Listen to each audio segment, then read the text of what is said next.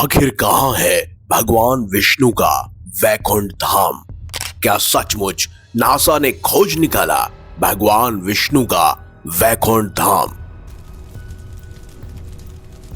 हमारे हिंदू धर्म के मुताबिक जिस तरह भगवान शिव का निवास स्थान कैलाश पर्वत और ब्रह्मा देव का निवास स्थान ब्रह्मलोक को बताया गया है, ठीक उसी तरह सृष्टि के पालनकर्ता यानी भगवान विष्णु का निवास स्थान वैकुंठ धाम को बताया गया है। लेकिन क्या कभी आपने सोचा है या आपके जहन में कभी न कभी यह सवाल तो जरूर आया होगा कि आखिर वैकुंठ धाम है क्या और यह पूरे ब्रह्मांड में किस जगह पर स्थित है? क्या सचमुच नासा के वैज्ञानिकों को भगवान विष्णु का वैकुंठ धाम मिल गया? दरअसल वैकुंठ धाम का अर्थ होता है जहां किसी भी प्रकार की कुंडा यानी कि निराशा, हताशा, आलस, दरिद्रता आदि कुछ भी ना हो। इसका मतलब दोस्तों वैकुंठ धाम एक ऐसा स्थान है जहां किसी भी प्रकार के कर्महीनता और नकारात्मकता नहीं होती है। कहा जाता है कि ऐसे व्यक्ति जिन्होंने अपनी सारी जिंदगी में केवल पुण्य कर्म ही किया हो, वही लोग मरने के बाद वैकुंठ धाम जा सकते हैं।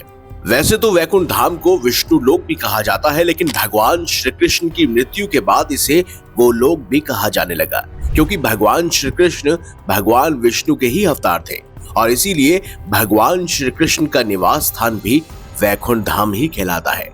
यही नहीं, वैकुंठ धाम से जुड़े कुछ ऐसे रहस्य हैं जो आपको भी सोचने पर मजबूर कर देंगे कि क्या सचमुच सनातन धर्म में वर्णित हर स्थान, किंवदंतियां और हर बात सच है। हिंदू धर्म के अनुसार ऐसा बताया जाता है कि इस ब्रह्मांड में वैकुंठ धाम 3 स्थान पर मौजूद है। एक है हमारी धरती पर, एक है समुद्र में और एक है स्वर्ग के ऊपर। धरती के वैकुंठ धाम। धरती पर मौजूद बद्रीनाथ, जगन्नाथ और द्वारकापुरी, इन तीनों स्थानों को वैकुंठ धाम के नाम से जाना जाता है। लेकिन इन सभी धामों में सर्वश्रेष्ठ और हिंदुओं का सबसे पवित्र स्थान बद्रीनाथ धाम को बताया गया है। कहा जाता है कि बद्रीनाथ धाम भगवान विष्णु का सबसे बड़ा दरबार है, जहां हिंदू धर्म के सर्वश्रेष्ठ देव श्री बद्रीनाथ भगवान के 5 स्वरूपों की पूजा अर्चना की जाती है। भगवान विष्णु के इन 5 स्वरूपों को पंच बद्री के नाम से भी जाना जाता है, जिनके नाम है श्री विशाल बद्री, श्री योग ध्यान बद्री, श्री भविष्य बद्री, श्री वृद्ध बद्री और सबसे आखिर में है श्री आदि बद्री। ऐसा बताया जाता है कि जिस तरह सतयुग में भगवान विष्णु ने बद्रीनाथ धाम की स्थापना की थी, उसी तरह द्वापर युग में भगवान श्री कृष्ण ने द्वारिकापुरी की स्थापना की। वैसे कलयुग में जगन्नाथ धाम को भी वैकुंठ धाम कहा जाता है। ब्रह्म पुराण और स्कंद पुराण के अनुसार ऐसा बताया जाता है कि भगवान विष्णु ने यहीं पर पुरुषोत्तम नील माधव के रूप में अवतार लिया था। समुद्र का वैकुंठ धाम। अब बात करते हैं दूसरे वैकुंठ धाम की, जो समुद्र में विलीन है, भगवान श्री कृष्ण की द्वारिका नगरी। मान्यता है कि द्वारिका के बाद भगवान श्री कृष्ण ने एक और नगर बसाया था, जिसे द्वारिकापुरी वैकुंठ धाम से जोड़ा जाता है। कुछ इतिहासकारों और भूविज्ञानिकों के मुताबिक भगवान श्री कृष्ण ने अरावली की पहाड़ियों के बीच ही कहीं पर इसे बसाया था, जहां कोई मामूली इंसान बिल्कुल भी नहीं जा सकता। यहाँ केवल पुण्य आत्माएं और घोर तपस्या करने वाले साधु ही जा सकते हैं। स्वर्ग का वैकुंठ धाम। अब बात करते हैं तीसरे और सबसे महत्वपूर्ण आखिरी वैकुंठ धाम की, जिसकी स्थिति इस ब्रह्मांड से बाहर तीनों लोकों के ऊपर बताई गई है, जिसे मुख्य वैकुंठ धाम भी कहा जाता है, जहां स्वयं भगवान विष्णु विराजमान रहते हैं। विष्णु पुराण के अनुसार ऐसा बताया जाता है कि भगवान विष्णु के लोक में लाखों सूर्य आकाश मौजूद होते हैं और इसके साथ वहां कई सारे ग्रह यानी नक्षत्र भी मौजूद होते हैं।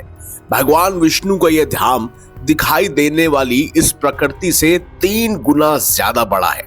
इस वैकुंठ धाम की देखरेख करने के लिए भगवान विष्णु के 96 करोड़ पार्षद हमेशा तैनात रहते हैं। कहा जाता है कि भगवान विष्णु यहाँ पर अपनी पटरानी श्रीदेवी भूदेवी महालक्ष्मी के साथ निवास करते हैं। अब वैकुंठ धाम स्वर्ग लोक से कितना ऊपर है, इसे समझने के लिए हमें मनुष्य के मृत्यु चक्र को समझना होगा। पुराणों के अनुसार जो लोग अपनी जिंदगी एक साधारण इंसान की तरह बिता देते हैं और कभी किसी के साथ कुछ बुरा नहीं करते, उन्हें मरने के बाद स्वर्ग लोक की प्राप्ति होती है। उसके बाद आता है जनलोक। स्वर्ग लोक से 2 करोड़ योजन यानी कि 24 करोड़ किलोमीटर की ऊंचाई पर स्थित है जनलोक, जहां पर वही लोग जा सकते हैं जिन्होंने अपनी सारी जिंदगी पुण्य कर्म करने में बिता दी हो और अपने स्वार्थ को त्याग कर हमेशा दूसरों की मदद की हो। यहाँ पर जाने वाले मनुष्य स्वयं स्वर्ग के देवी देवताओं के दर्शन भी करते हैं। फिर उसके बाद आता है तपोलोक। जनलोक के बाद 8 करोड़ योजन यानी 99 करोड़ किलोमीटर की दूरी पर स्थित है तपोलोक। कहा जाता है कि तपोलोक पर जाने वाले इंसान को बहुत सारी कठिन परीक्षाओं से गुजरना पड़ता है। यहाँ पर केवल साधु संत ऋषि मुनि सन्यासी आदि ही जा सकते हैं, जिन्होंने अपनी जिंदगी में सभी सुखों को त्याग कर केवल ईश्वर का ध्यान और सत्कर्म किया हो। इस लोक पर ब्रह्मांड की सारी ऊर्जा को नियंत्रित करने वाले सभी देवी देवता रहते हैं, जैसे कि वरुण देव, अग्निदेव, पवन देव इत्यादि। अब तपलोक के बाद शुरुआत होती है सत्यलोक की, जो कि तपलोक से 12 करोड़ योजन यानी कि करीब 47 करोड़ 54,46,590 किलोमीटर की ऊंचाई पर मौजूद है। कहा जाता है कि सत्यलोक वही जगह है जहां स्वयं इस सृष्टि के रचयिता ब्रह्मा जी निवास करते हैं, और इस स्थान पर जाना किसी भी मनुष्य के लिए आसान नहीं है। इस लोक पर सिर्फ वही आत्माएं जा सकती हैं जिन्होंने अपने पिछले जन्म जन्मांतर में कोई भी पाप ना किए हों और हमेशा पुण्य ही किए हों। और इसके बाद आता है भगवान विष्णु का धाम यानी वैकुंठ धाम, जो कि सत्यलोक से 2 करोड़ 62 लाख योजन की ऊंचाई पर स्थित है। ये वो जगह है जहां स्वयं सृष्टि के पालनकर्ता भगवान विष्णु शेषनाग पर विराजमान रहते हैं, और ये सभी आत्माओं का अंतिम स्थान माना जाता है। इस सारे ब्रह्मांड की सभी आत्माएं यहीं पर केंद्रित होती हैं दोस्तों। इस स्थान पर जाने वाली सभी आत्माओं को सीधे मोक्ष की प्राप्ति होती है। इसे ही अंतिम सत्य भी कहा जाता है, और यहीं पर इस ब्रह्मांड का अंत भी छुपा हुआ है। ऐसा कहा जाता है कि यहाँ पर जाने वाली आत्माएं मृत्यु के चक्र से हमेशा हमेशा के लिए मुक्त हो जाती हैं, और प्रकृति से मुक्त होने वाली हर जीवात्मा इसी परम धाम के शंख, चक्र, गदा और पद्म के साथ प्रविष्टित हो जाती है, और फिर ये जीवात्माएं कभी भी वापस नहीं लौटती। वैकुंठ धाम के बारे में बताया जाता है कि मरने के बाद जो पुण्य आत्मा भगवान विष्णु की सच्ची भक्त होती है, उसे ही यहाँ आने का मौका मिलता है। जीवात्मा जब वैकुंठ धाम की यात्रा करने जाती है तो उसे विदा देने के लिए सभी 33 कोटि देवी देवता आते हैं, जैसे समय के देवता, प्रहर के देवता, दिन के देवता, रात्रि के देवता, ग्रह और नक्षत्र के देवता, महा के देवता और मौसम के देवता इत्यादि। उस जीवात्मा को किसी मनुष्य की योनि में धकेलने का प्रयास भी किया जाता है, या फिर उसे वैकुंठ धाम का दर्शन करने से रोका जाता है। लेकिन एक बार जो जीवात्मा इस परीक्षा को पूर्ण कर लेती है, वो भगवान विष्णु की शरण में चली जाती है, उसे परम धाम की प्राप्ति हो जाती है। आखिर धरती से कितना दूर है वैकुंठ धाम? अगर हम धरती से वैकुंठ लोक की दूरी का अनुमान लगाएं, तो ये लगभग कई प्रकाश वर्ष दूर, कई पैरेलल यूनिवर्स और समय के जाल से कोसों दूर है। वहीं भागवत पुराण के अनुसार वैकुंठ धाम का स्थान ध्रुव तारे की ओर माना जाता है। तो क्या हम वैकुंठ धाम इस मानव रूप में पहुंच सकते हैं? आपको जानकर हैरानी होगी कि नासा के जूनो अंतरिक्ष यान को गिनीज वर्ल्ड रिकॉर्ड द्वारा अब तक के सबसे तेज अंतरिक्ष यान के रूप में मान्यता दी गई है, जो आज की टेक्नोलॉजी के मुताबिक 39,000 किलोमीटर प्रति घंटे की रफ्तार से अंतरिक्ष में यात्रा कर सकते हैं।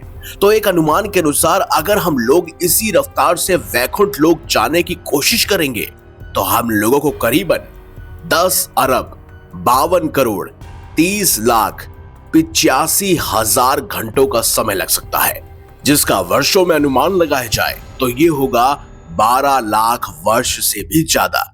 इतने में तो 2 युग बीत जाएंगे। यानी अगर हम अब कलयुग के समय में इस रफ्तार से वैकुंठ धाम के लिए निकलेंगे, तो पृथ्वी पर कल की अवतार का जन्म और कली पुरुष का अंत होने की वजह से कलयुग बीत चुका होगा और सतयुग भी लगभग आधा गुजर चुका होगा। इसीलिए आज के एडवांस टेक्नोलॉजी होने के बावजूद भी हम कभी भी सशरीर वैकुंठ धाम नहीं पहुंच सकते हैं। हम वैकुंठ धाम टेक्नोलॉजी के आधार पर तो कभी नहीं पहुंच सकते, लेकिन आध्यात्मिक मार्ग और पुण्य कर्मों के जरिए हम वहां पहुंच सकते हैं।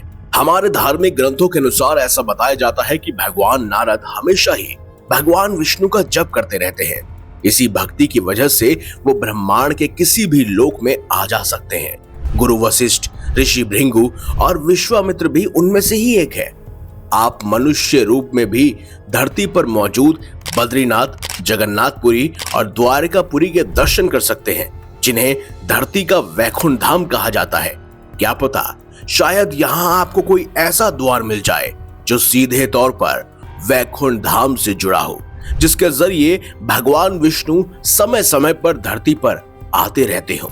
बाकी वैकुंठ धाम को लेकर आपका क्या मानना है? वैकुंठ धाम के विषय में आपकी क्या राय है? हमें अवश्य कमेंट बॉक्स के जरिए बताइएगा। वीडियो अगर आपको अच्छी लगी है तो इसे लाइक कीजिए, हमारे चैनल को सब्सक्राइब कीजिए और ज्यादा से ज्यादा शेयर भी कीजिए। तो मिलेंगे अगली बार एक नई खास वीडियो के साथ। तब तक के लिए देखते रहिए संपूर्ण ज्ञान का केंद्र बिंदु मिस्टीरियस हिंदू।